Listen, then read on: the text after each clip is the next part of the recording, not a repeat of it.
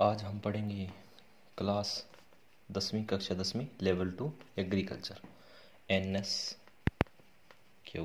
की। ठीक है, यूनिट पहली है जिसका नाम है एग्रीकल्चर प्रोडक्शन एंड मैनेजमेंट। फसल उत्पादन और उसका प्रबंध। पहली बात है, फसल क्या होता है? क्या किसी एक ही वर्ग के या एक ही प्रकार के बहुत सारे पादप जिनको उगाया जाता है फसल कहलाती है। ठीक है, आसान परिभाषा है, आसानी से समझा जाएगी। फिर फसल उत्पादन के लिए मौसम होता है।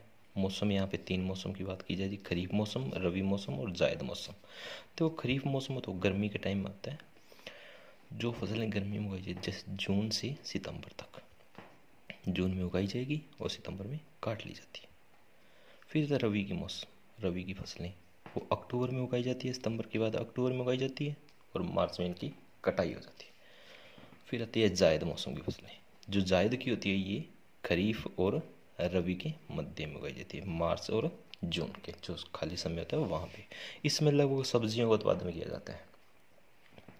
फिर यहाँ पे यूनिट पहले सेशन की बात करते हैं जिसका नाम है ब्रीफ क्रॉप प्रोडक्शन प्रैक्टिस। फसल उत्पादन के लिए ध्यान में रखने योग्य बातें। फसल उत्पादन के लिए ध्यान में रखने योग्य बातें की बात कर जाए तो यहाँ पे कुछ बातें हैं। पहली बात है भूमि की तैयारी करना। पहली है भूमि की तैयारी करना, जिसके अंदर क्या होता है, बीजों की बुआई से पहले भूमि में विभिन्न प्रकार की भूपृष्ठकरण प्रक्रियाएं अपनाई जाती है, जिससे भूमि भुरभुरी हो जाती है और पादप की जड़ें आसानी से फैल जाती है, पानी भी आसानी से गहराई में पहुंच जाता है। भूमि की तैयारी करने काम आने वाले यंत्र जैसे प्लाऊ हो, कल्टीवेटर, ठीक है, रोटावेटर, लैंड लेवलर, ये वगैरह वगैरह। ठीक है, दूसरी आती है बीज की बुआई। बीज की बुआई के अंदर की बात करें, सोविंग ऑफ सीड, यानी कि सबसे पहले एक अच्छे बीज का चयन करना। सबसे मुख्य बात होती है बीज, अच्छे बीज का चयन होना चाहिए। ये वो कहते हैं रीढ़ की हड्डी है, बीज हमेशा रीढ़ की हड्डी होती है। अगर अच्छा बीज है तो फसल अच्छी होगी, अगर बीज कमज़ोर है तो पादप कमज़ोर होंगे, फसल भी कमज़ोर होगी। अच्छे बीज का चयन करना चाहिए। बीज प्रमाणीकृत संस्थाओं से प्राप्त करना चाहिए। प्रमाणीकृत संस्थाएं जैसे KVK, state agriculture university, national seed corporation, ये वगैरह, ये क्या होती है, बीज प्रमाणीकरण संस्थाएं होती हैं, वहाँ पे आसानी से उपलब्ध हो जाता है। बीज की बुआई बीज के प्रकार के ऊपर निर्भर करती है, भूमि के प्रकार के ऊपर निर्भर करती है। बीज किस प्रकार का है, भूमि किस प्रकार की है, किस क्षेत्र में, पहाड़ी क्षेत्रों में है, रेतीले क्षेत्रों में है या बहुत ज़्यादा बाढ़ वाले क्षेत्रों में है। और दूसरी बात है लाइन से लाइन तथा पौधे से पौधे की दूरी भी मायने रखती है, यानी कि बीज जब बुआई की जाती है, बीज की पौधों की बुआई की जाती है तो लाइन से लाइन तथा पौधों से पौधों की दूरी रखी जाती है, जिसको स्पेसिंग बोलते हैं। बीज उगाने या बुआई की विधियाँ कौन कौन सी हैं? यहाँ पे एक है ब्रॉडकास्टिंग, जिसमें क्या होता है, बीजों को छिड़काव करके बिखेर दिया जाता है भूमि पे और बाद में उसे किसी कल्टीवेटर के द्वारा या प्लाऊ के द्वारा मिट्टी पलट दी जाती है। ये होता है ब्रॉडकास्टिंग, ये प्राचीन विधि है। फिर डिबलिंग, एक ड्रिलिंग विधि का प्रयोग लगभग ज़्यादातर पहाड़ी क्षेत्रों में किया जाता है। एक ड्रिलिंग भी आजकल ऐसी भी मशीनें आ गई जिसमें क्या होता है, उर्वरक और बीज साथ में दिए जाते हैं। ट्रांसप्लांटिंग विधि, हिल ड्रॉपिंग और डिबलिंग ये ज़्यादा पहाड़ी क्षेत्रों में उगाई जाती है। ये ड्रिलिंग है, ये सामान्य लगभग सभी क्षेत्रों में उगाई जाती है। ब्रॉडकास्ट विधि है, ये उन क्षेत्रों में उगाई जाती है जहाँ पे भूमि उबड़ खाबड़ होती है, जहाँ पे किसी वाहन का या ट्रैक्टर का या किसी सीड ड्रिल का जाना संभव नहीं होता।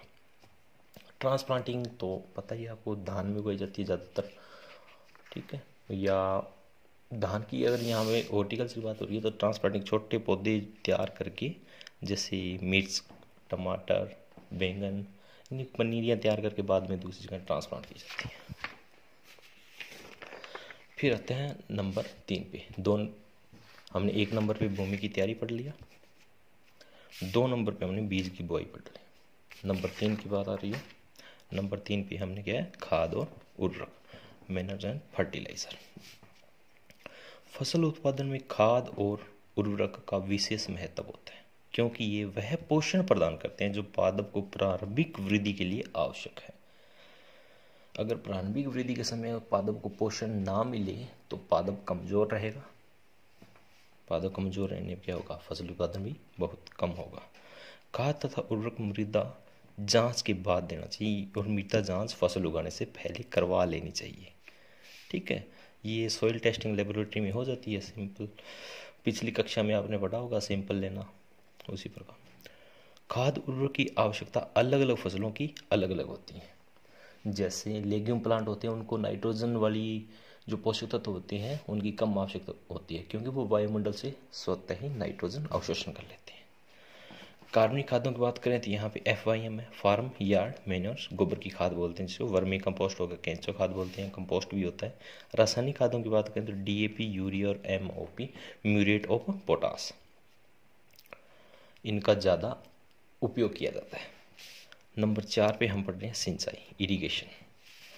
इरिगेशन की सिंचाई फसल की क्रांतिक अवस्थाओं पर करनी चाहिए, यानी कि फसल की जो क्रांतिक अवस्थाएं होती हैं उन पे सिंचाई करनी चाहिए। अलग अलग फसलों की अलग अलग क्रांतिक अवस्थाएं होती हैं। उसके बाद सिंचाई की विधियाँ, आधुनिक विधियाँ और प्राचीन। आधुनिक विधियाँ ज़्यादातर बूंद बूंद सिंचाई, ड्रिप इरिगेशन बोलते हैं जिसको, और फिर है फुहारा सिंचाई जिसको स्प्रिंकलर इरिगेशन बोलते हैं ये। उसके बाद प्राचीन विधियाँ रहट, डेकली, प्रवाह, थाला, चेन पंप, ये विधियाँ अपनाई जाती है सिंचाई के लिए। अगर कोई चीज़ समझ ना आए तो कमेंट बॉक्स में आप कमेंट करके पूछ सकते हैं। नंबर 5 की बात करें, प्रोटेक्शन फ्रॉम वीड, यानी कि खरपतवारों से फसल को किस प्रकार बचाना है, कब बचाना है, सही समय कौन सा होता है। तो फसलों में समय रहते खरपतवार का प्रबंध कर लेना चाहिए। सभी फसलों में फसल उगाने के लगभग 30 से 35 दिन के मध्य खरपतवारों को नष्ट कर देना चाहिए।